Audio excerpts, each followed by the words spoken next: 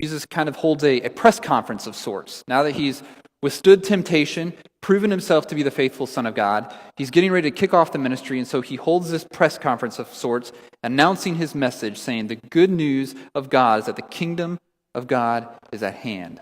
So repent and believe in the gospel. So now this morning, what we're going to look at is the very first thing Jesus does in ministry. Last week, he kind of announced it. Now this week, day one on the job. What is Jesus going to do? And what we see is he calls 4 men to be his disciples. He calls these men to follow him. Follow him. That's what we're going to focus on today. We're going to focus mainly on Jesus' call to follow me. Now, in today's culture, that can be a little confusing to understand when somebody says, do you follow Jesus? I thought about it a lot, and I came up with some different ideas of what it could mean. I mean, maybe it means like following someone on Twitter or Facebook. You know, if you have Twitter or Facebook, what it means to follow is that you get these updates on what other people are doing. Now, you may not even know them. They may just be a celebrity or somebody that you like. So you kind of keep track of what's going on from a distance, and every now and then they'll say or do something that you think, oh, that's pretty cool, and so you'll like it. And that's, once you click that button to say, I'm following you, you can ignore them for months. You can forget that you're following them, but on the screen it'll always say, you are a follower. Is that what Jesus is talking about? Is he talking about just kind of keeping track of what Jesus is up to, and occasionally when you hear something that he did that was cool, you're like, I like that. We can ignore him for months, maybe forget that we're a follower, but then still have a badge somewhere that says, I'm a follower of Jesus. Or maybe it's more like following a sports team. You know, when I say I follow the Ohio State Buckeyes, I'm sorry that they defeated the Indiana Hoosiers the other night. Actually, I'm not sorry. What I mean when I say I follow them is I root for them. I cheer for them. I want them to do well. Now, I'm not a part of what they're doing. In fact, I'm pretty confident the Ohio State Buckeyes do not know I exist. Although I give them some really good advice while I'm watching the game, so maybe they should. But I'm not on the team. I'm not on the staff. It's just a hobby for me. It's just something to follow. Is that what Jesus means? That's just kind of something on the side? Something we're like, yeah, I hope things go well for Jesus and all his other followers. I love it when Christians do good things. I'm cheering them on. I'm rooting for them. Or I know. Maybe what he means is it's like following a diet or following a budget, right? We all love both of those things. I mean, it's just, there's a certain set of rules that we need to keep, right? I mean, when you budget, it's don't spend that. When you diet, it's don't eat that. And as long as I follow these rules, I follow them because I think, well, if following these will help my life be better. They'll keep me healthier. They'll keep me more financially secure. That's what I'm looking for. I'm following principles. Is that what Jesus means? Does he mean that there's just a set of rules and principles that if we follow them, our lives will look a little better? Maybe we'll even be healthier. Maybe we'll even be wealthier. Is that what it means to follow Jesus? Lots of confusion. Lots of ways to follow. So what did Jesus mean when he said, follow me?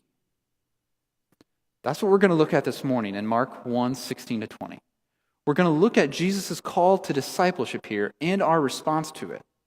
We're going to see what can we learn about why Jesus' call is unique and understand just what it means to follow him. So here's what we're going to look at. We're going to see 5 things about Jesus' call to follow him in this passage.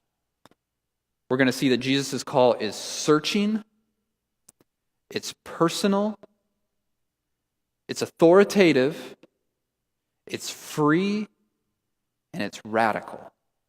It's searching, it's personal, it's authoritative, it's free, and radical. That's the main things we're going to look at this morning. Now, after we look at this, we'll finish by looking at 2 implications of him making this call. But we're going to focus in on that call to follow me.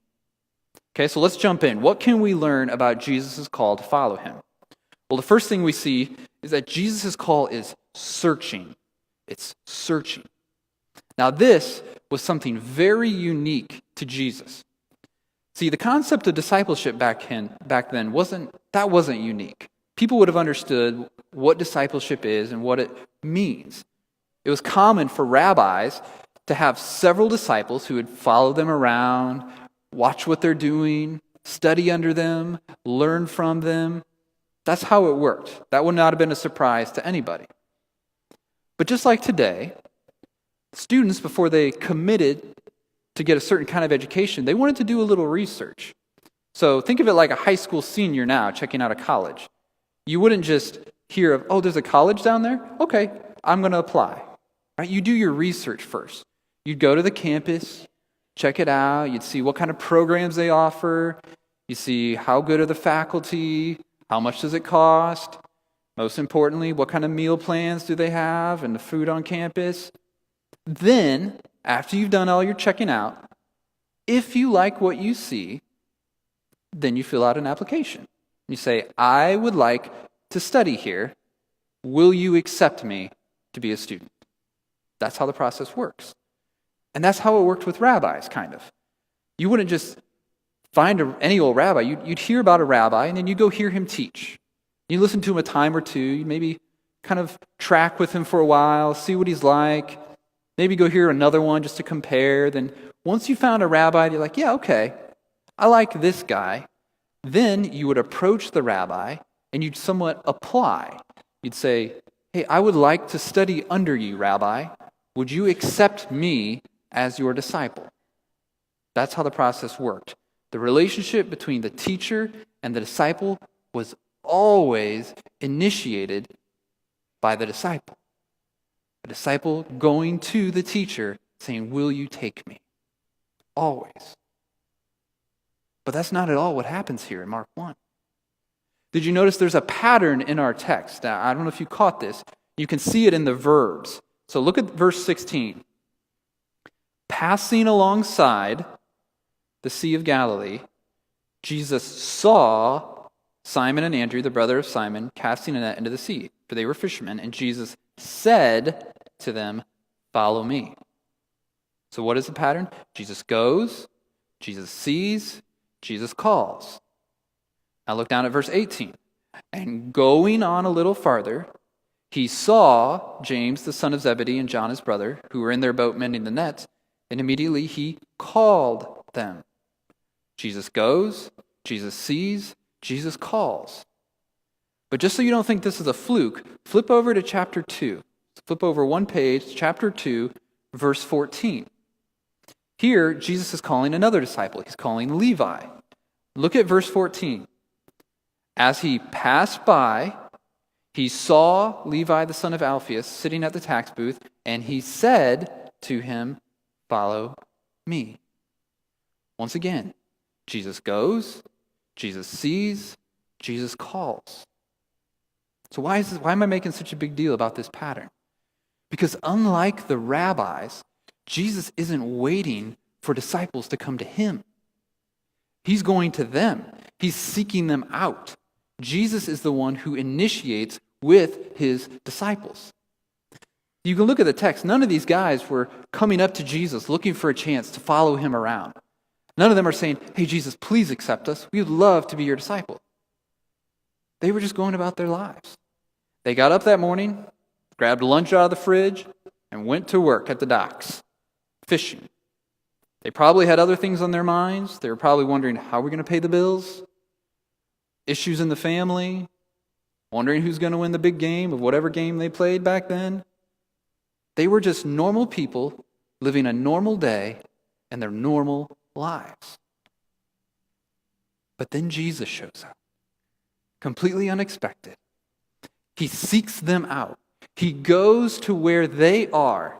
He finds them in the midst of their everyday lives, down at the lake, in the boat. He goes to them, he sees them, and he calls them. He shows up and says, follow me. And friends, this is really good news right out of the gate for us. It's good news that Jesus isn't like those rabbis. See, he doesn't just stand by waiting and hoping that somebody's going to come and want to follow him. Say, please, please. Jesus goes out looking for us. He goes out looking at the office. He goes out looking in the kitchen. He goes out looking in the locker room, the classroom, the boardroom. He goes out looking at the bar, the jail cell, and yes, even in church pews, Jesus goes looking for his followers. He shows up, he sees them, and he says, "Follow me." He seeks out and searches for his followers. That's why we sing songs like, "Jesus sought me when a stranger, wandering from the fold of God." He sought me. Or Amazing Grace, "I once was lost, but now I'm" what? Found. Why are we found? Because Jesus went looking for us. And he found us. He found Simon and Andrew and James and John down in their boats. He found me in a college arena. I was in college. I wasn't looking for Jesus. I was looking for good grades, a good time, and hopefully a good job. But Jesus found me in the midst of my normal life, not looking for him. He looked for me and found me, and he said, he showed me a good shepherd and a good king. And he said, "Dan, follow me."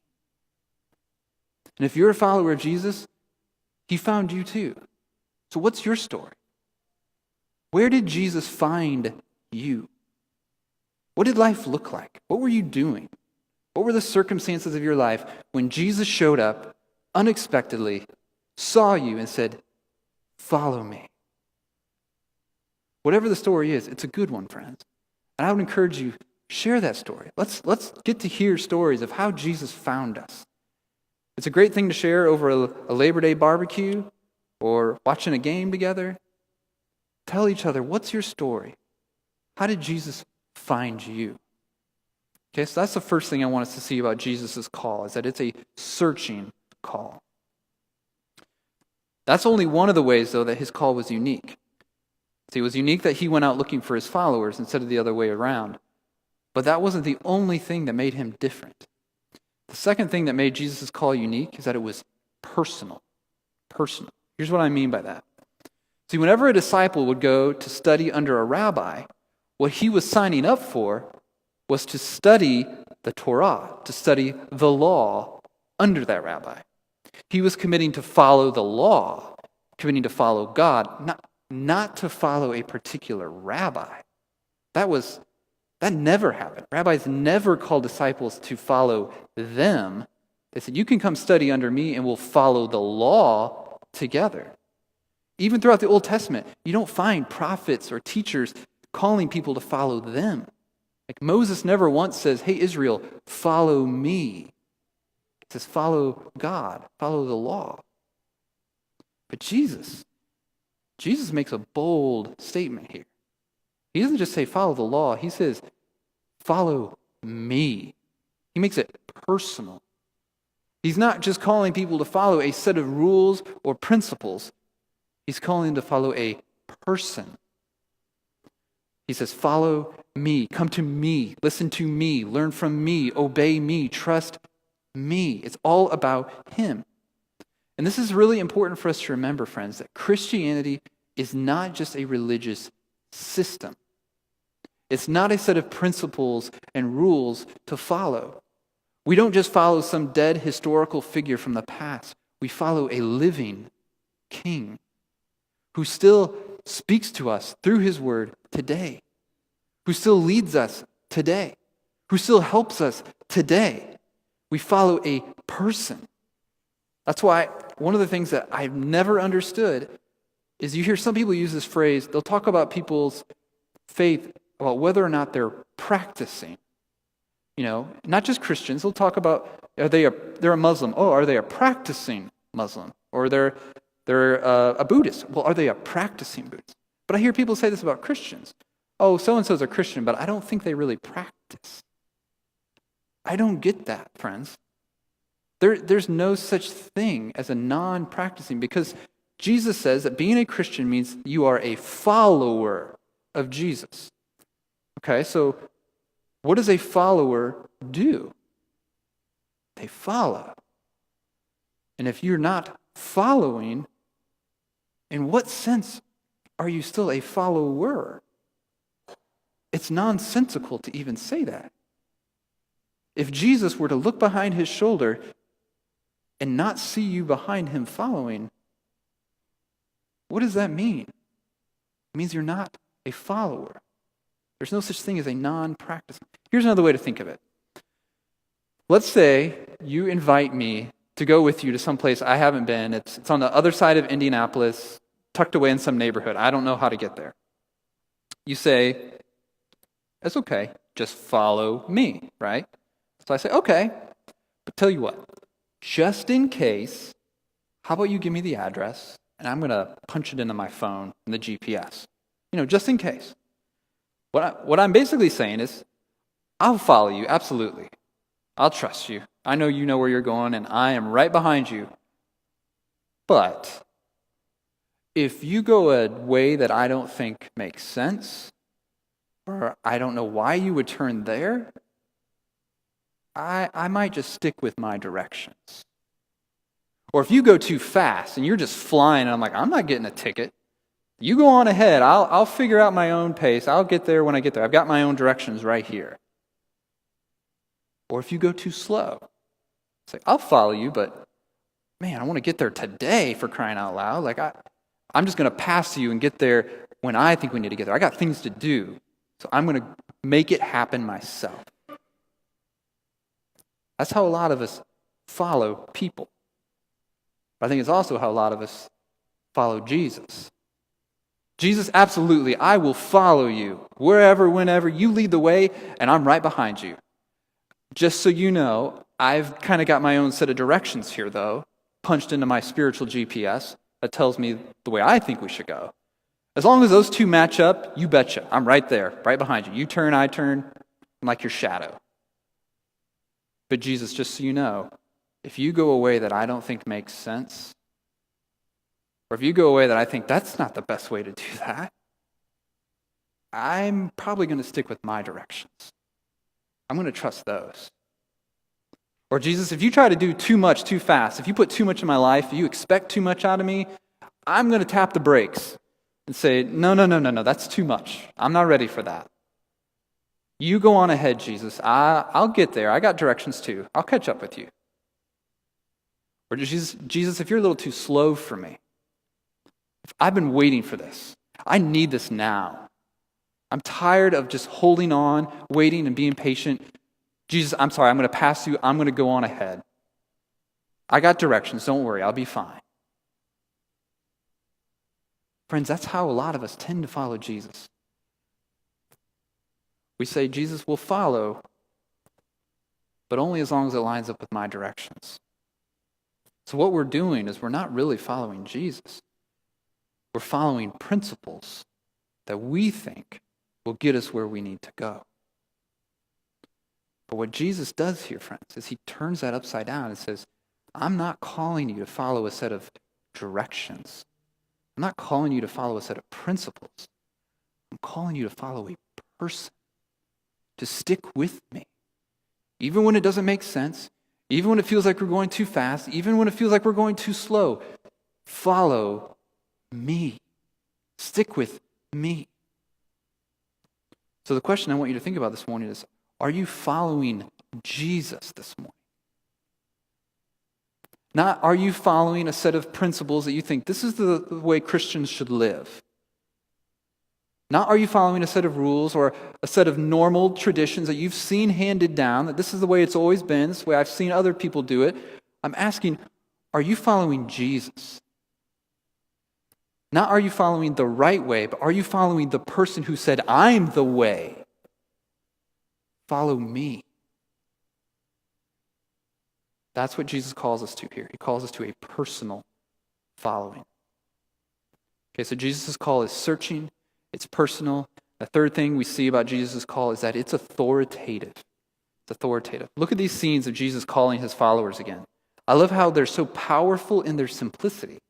Verse 17, Jesus says, follow me. Verse 18, they leave their nets and follow him. Verse 20, Jesus calls. They leave, they follow. There's no persuasion here. There's no convincing. You can check your Bibles again, but there's no verse 17 and a half snuck in between there where the disciples say, well, Jesus, you've made a very strong case. I mean, you've given us all the arguments and explained things very carefully. We've talked it over and we're in. You got us. You convinced us. It's not in there. There's no begging from Jesus. Jesus nowhere says, come on, guys, please. Just trust me on this. It's going to be good. I promise. Please come with me. There's no threats. There's no follow me or else.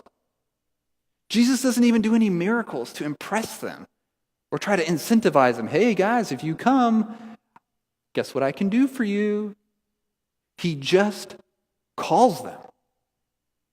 He simply says, follow me. And they do. What this shows us, friends, is that this call isn't some slick pitch from a salesman. This is a sovereign summons from a king.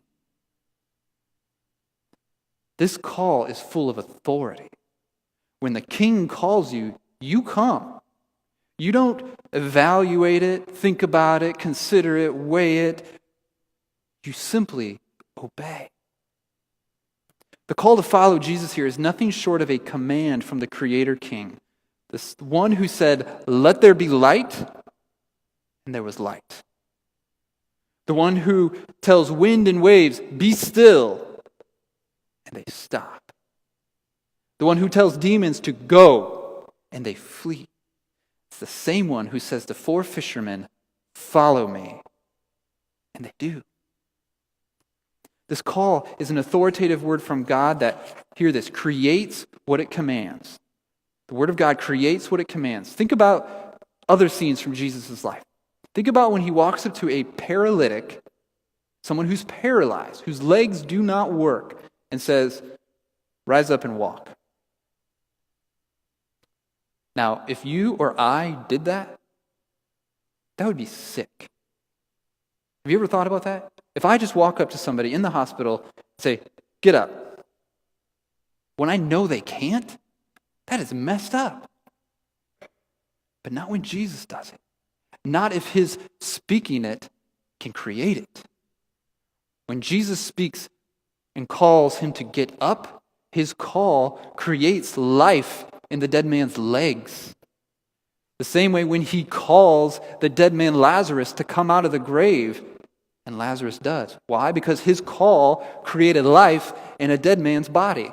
So when Jesus calls 4 fishermen to follow me, he creates life in dead hearts that would never follow him apart from that call. Because his call creates what it commands. It's authoritative. This is good news for us, friends. This life-giving power of Jesus' call. Okay, so far we've seen that Jesus seeks out those he calls them to follow him personally, and his call is authoritative to create what it commands. Now I want us to see what I think is one of the most beautiful parts about this call. 4th thing about this call is it is free. Free. Here's what I mean. Who does Jesus call here? Does he go looking for the most talented young people who have the most potential to help his cause? Does he go looking for the best, the brightest, the wealthiest who can bankroll this whole operation? The ones who have the most connections, who get him into places of authority and influence? He calls ordinary people living ordinary lives. He calls 4 fishermen, for crying out loud. They didn't have to be a certain class or part of any certain group. They were just normal folks. People like us, people with jobs and families and sins and fears and hopes. But that's not the only way it was free, because look again. Did you notice, what did Jesus make them do in order to qualify to be his disciple? What tests did they have to pass? How much of their Bible they had memorized? Was it a theology quiz? Or maybe there was certain moral standards that he checked and said, all right, you're good enough, you can pass. Or did he make them go clean up their act first? No. The call to follow Jesus was free because all they had to do was come. That's it. There was no other restrictions, no other qualifications, no prerequisites. They didn't have to pass a test, prove anything. They simply had to hear Jesus' call and come to him. The call to discipleship was a call based on grace and grace alone. Nothing in them deserved to be a disciple. But Jesus said, that's okay, come.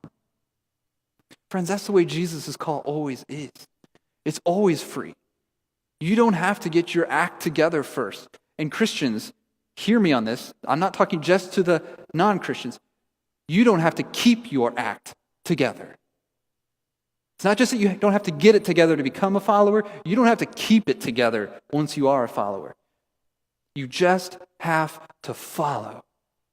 You have to come to Jesus like we talked about last week in repentance and faith. You have to come to him saying, Jesus, I know I've blown it. I have not followed you. I can't even keep that command. Instead, I've followed my own way. I've sinned against you over and over and over, and I can't do it on my own. I can't earn my way back to you. I can't pay the debt I owe. But I trust that when you died on that cross, you died for my sins in my place. You won my salvation. Jesus, I need you.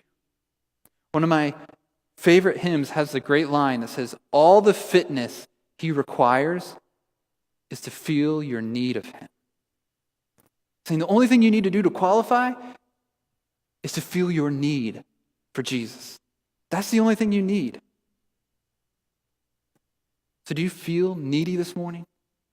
Do you feel like, I can't do this, Jesus. I cannot do this on my own. I am absolutely a mess, and there's no way I can get through this life. Good. Friend, that's exactly where we need to be.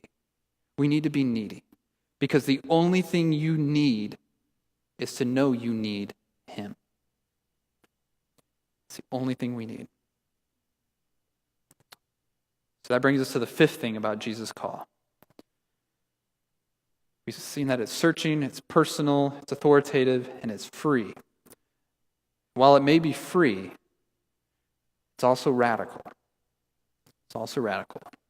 Now, you probably noticed earlier when we were looking at the pattern of what Jesus did, how he went, he saw, he called.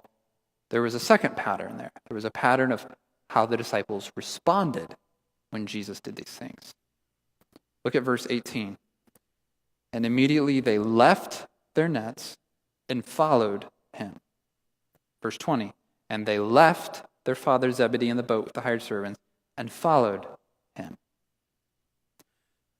When Jesus calls us to follow him, friends, it's a radical call that means leaving certain things behind and following him. And look what these disciples left behind to follow Jesus. They left behind careers and family. They left behind jobs which were the only jobs they'd ever known. Probably the only jobs that their dads had known, and probably their granddads had known, and their dads' granddads had known. They were fishermen because that's what their family had always done. You just didn't have a career change back then. You didn't hop on a job search site and decide, I'm going to go into a different field. They left all that behind. Not only that, James and John didn't just leave their boats and nets, they left their dad. So they left dad in the boat and followed Jesus. When they decided to follow Jesus, these men were leaving income, relationships, comfort, stability, security, and tradition. So the question is, why did they have to leave all these things to follow Jesus? What's so wrong about having a career and a family? The answer is absolutely nothing. There's nothing wrong with either of those. In fact, the Bible commends both of those things. It commends working hard and providing. It commends loving your family. But if any of those things stand in the way of you following Jesus, then they become a bad thing to be left behind. See, that's what's so radical about Jesus' call here. That it's a call to give all your allegiance to him. Not just, I'm for you, Jesus, but I'm also for these other 4 goals. All of your allegiance. To not let anything get in the way of you loving and following him. It's a call to love him more than anything and in a way that's different than the way you love anything else. As I thought about it, the closest thing I think we have a picture of is with marriage. Marriage gives us a glimpse of what this is like. See, when I got married to Emily, what I was saying to her was that I'm going to love you more and I'm going to love you differently than I love anyone else, than I love anything else. Apart from Jesus, she has first place in my heart. Now, that doesn't mean I don't love anyone or anything else. I love you guys. I love my family. I love the Ohio State Buckeyes. But I don't love them the same way I love her. I don't love them as much as I love her. And if anything gets in the way of my loving her, it's gone. If you make me choose between her and anybody else, I'm choosing her. If you ever make me choose between my wife and my job, my wife and my house, my wife and an opportunity, it's a no-brainer, friends. I know who I'm choosing. I'm choosing my wife. Why? Because she is my first love. I love her more and I love her differently than I love anything else. And anything that tries to get in the way of that and say, no, I'm competing for your affections, it has to go. There's no competition. That's the kind of love and allegiance Jesus is calling us to, friends. But even stronger than that. Following Jesus means not letting anyone or anything else compete with him for first place in your heart. Not even good things like family, careers, friendships. Nothing comes between you and him. If you have to choose between Jesus and your job, Jesus and your reputation, Jesus and your comfort, it's a no-brainer.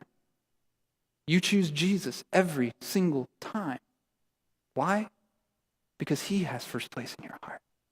You love him more and you love him differently than you love anything and anyone else. That's what this radical call of Jesus is. This call to follow Jesus doesn't come with any 30-day money-back guarantee. It's not, Jesus isn't saying, just try it. Try it for a little while, see if it suits you, see if it fits what you're looking for. If not, I'll give you your money back. Everything will be fine. You don't get to choose your package with Jesus or customize it the way you want it to look. Picking which areas you want to follow him in, which ones you don't. The call to follow Jesus, friends, is unconditional. One writer gave what I thought was the most helpful picture. This rocked my world when he said this, that of what the call to follow Jesus is like. He said this. He said, in essence, Jesus puts before us a blank contract and says, sign at the bottom and I'll fill in the details. What? That's not what we like. That's not what I like. I want to know, what are those details? What do you mean blank contract? I need some security. I need to know what's going to happen here. Like, I want to make sure certain conditions are included in this contract. Yes, I'll follow you as long as you provide me with a spouse. Yes, I'll follow you as long as you don't take my spouse. Yes, I'll follow you as long as everything goes fine with our family. Yes, I'll follow you as long as we stay healthy. Yes, I'll follow you as long as you never call me to be a missionary. Yes, I'll follow you as long as fill in the blank. Friends, that's not how following Jesus works. It's a blank contract. Trusting Jesus to fill in the details. It's following him without conditions wherever he leads. So my question for you this morning is, what conditions have you written into your contract? Where have you said, Jesus, I'm following you as long as what? Jesus, I'm following you, but this area, come on. Don't touch that. Jesus, I'll do anything. I'll go anywhere, but I won't go there. What are the conditions that you've written into your contract? The call to follow Jesus is a call to radically abandon everything else that would keep you from following him. It's a call to trust him to fill in the details of your life.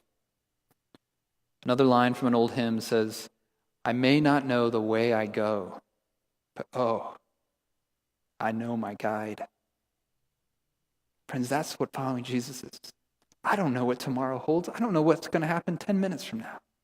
I don't know the way Jesus will lead me. But you know what I do know? I know him. I know the one leading me. And Jesus says, trust me.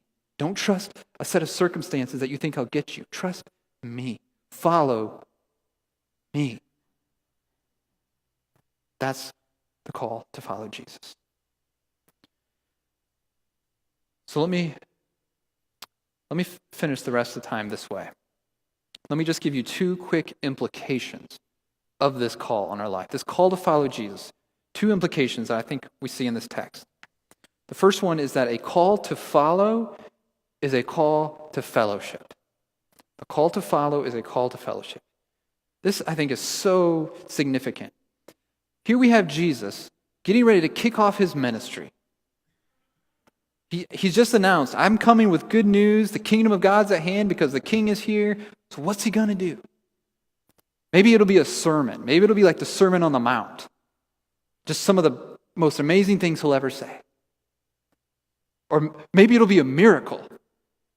Maybe he's going to heal someone. Maybe he's going to turn water into wine. Maybe he'll even raise a dead person. Whatever it is, it's going to be amazing. So get a crowd. Get everybody in here. You are not going to want to miss how Jesus kicks off his ministry. What does he do? He finds 4 fishermen. 4. Not 400, not 4,000, not 4 stadiums full. 4. 4 ordinary, regular guys, gets them together and says, hey, follow me. Live life with me. Watch me. Learn from me. Observe me. Let's do this together. Where I am, I want you to be there. Friends, that is so significant. That's not an accident. Jesus chose to kick off his ministry by finding just a few and gathering them into fellowship, building this core of 4 that would become 12, this 12 who would be a part of 72 that he would send out, 72 that would be part of the crowds that followed him. He said, I'm not starting with the crowds. Here's how I'm going to change the world. I'm going to find 4 regular guys and ask them to follow me. So this was challenging to me. The question for us is, who's our 4? For that matter, who's our 2? Who's our 1? Who are you getting together with saying, hey, I'm not asking you to follow me necessarily, but follow Jesus with me. Come live life with me. Study under Jesus with me. Let's talk about his word with me. Do it together. Who are you doing that with? Who are you joining in fellowship with? So call to follow is a call to fellowship. The second one is the call to follow is a call to fish. A call to fish. Now, I know there's a handful of you that got really excited when I said that. Let me clarify, Jim and Skip, what I mean by fishing, because I know you guys already got your boats fired up, ready to get on the lake. But see, when Jesus says this isn't just wordplay. A lot of people think that Jesus is just being clever. Oh, okay, I'm talking to some fishermen. I'm going to make you fishers of men. See what I did there? Fishers, you guys fish. I made fishing joke. That's not what Jesus is doing. He's picking up on an Old Testament context. See, over and over again in the Old Testament, God says that he's going to go fishing for people. But what's really interesting is that in the Old Testament, the context is always judgment. He says that I'm going to go fishing. I'm going to send fishers. They're going to hook you, and they're going to drag you away. Usually he's talking about exile and judgment. Just like when we go fishing nowadays, it was bad news for a fish to get caught. Getting caught was not something like, yes, I was caught. It went badly for the fish, like it usually does. But then Jesus shows up, and he flips the metaphor on its head. He says, listen, I'm sending you out to catch people, to fish for them, but not for judgment. I'm sending you to catch them out of the judgment. as they're being swept away. Picture what's in Texas right now. Picture the hurricane. Picture the waters flooding. And now imagine a helicopter coming down, plucking people out of the water, fishing people out of danger, fishing them out of destruction. That's what Jesus is saying. I'm going fishing, and I'm going to do it to save people. And I'm going to do it through you. I'm going to make you fishers of men. Now, a couple things to close that we see here. Keep in mind, fishing takes patience. We want a quick fix, but Jesus says, no, I'm going to use fishing. Because when they fished, they only caught a couple fish at a time. A lot of work, a lot of energy, minimal results. It was slow, painstaking work. And Jesus says, that's how the kingdom comes. It's not like that. You fish a little bit at a time. You plant a seed and you wait. You plant another seed and you wait. Jesus continuously uses metaphors that require patience and time. It's slow work. And it's a good word to us in our culture today. Second, fishermen go where fish are, right? I mean, now we've got these fish finders. We can tell exactly how many fish there are in any one location and what they're talking about underwater and everything you want to know about fish we can see on a fish finder. Would it make any sense if a fisherman said, yeah, I know where they're at. They're down there. There's a great fishing hole down there, but I'm staying here because you know what? Those fish know where I am. And if they're interested in getting caught, they know where to find me. No, that sounds ridiculous. But friends, that's the way a lot of churches can be. We know where there's people that don't know Jesus are. We know where they're at. But we say, they know where we're at. I'm not going out to those fish. If they're interested in hearing about this Jesus, they know where to find us. And we expect the fish to come to us. But friends, fishermen go where the fish are. They don't wait for the fish to come to them. Finally, the last thing is learning to fish is a process. Some of you hear that and you're already freaked out about, like, I don't know what to do. I don't know what to say. I don't know. What if they ask me a question? What if they attack me as soon as I open my mouth? Learning to fish is a process. First time you go out, you cast your rod, you don't know what you're doing. The same thing here. Did you catch what Jesus said? He didn't say, you're fishers of men. He says, I will make you become fishers of men. They weren't ready yet. We're going to follow the disciples through Mark. They make all kinds of mistakes, friends. They are bumbling fools most of the time. Hopefully what we see is, hey, that looks a lot like what I did this week. They get confused. They don't trust Jesus. They say things that, at one point they asked Jesus, hey, those people didn't like us. Should we call down fire on them? Now, I haven't heard any of you say anything like that, but like Jesus is like, seriously, guys? Fire? No, I'm training you to fish. It's patience, slow work. So let me close this way. This will transition us to our table here. The call to Jesus is a radical call. It's an authoritative call. It's a searching call. It's a personal call. And it's a free call. Jesus finds people where they're at. For these guys, he found them in a boat. He said, follow me. So Jesus is finding you this morning, wherever you're at in life.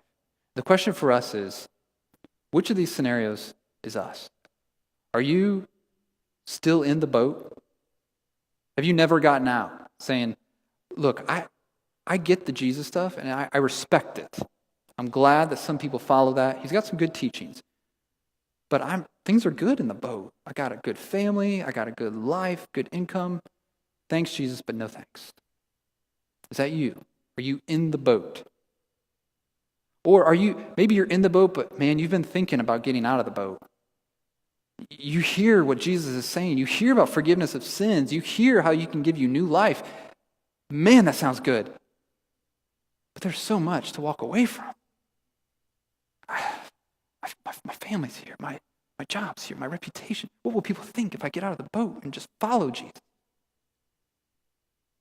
Or maybe some of you, we've gotten out of the boat. You've been following Jesus for years, but now, if you're honest, you're kind of crawling back into the boat.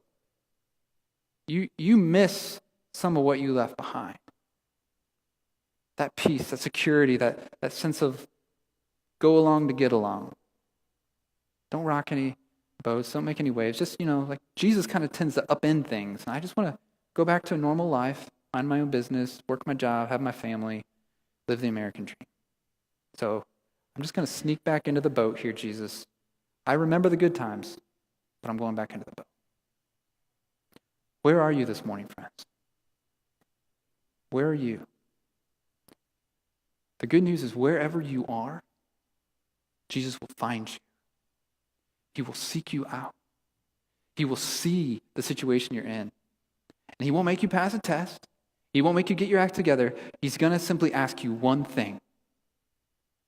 Follow me. Follow me. Before we go to this table, I just want to tell you that this is a meal that is for followers. So in a moment, I'm going to ask the ushers to come, but I just want to explain what we're doing here in case you're new. This is a meal for those who follow Jesus. When I said earlier, it's for those who recognize their need, that's what this is. This is us saying, Jesus, I'm hungry. I'm hungry for you. Jesus, I'm needy. I need you to provide what I can't provide. So if you're here and you're not a follower of Jesus, friend, we're glad you're here.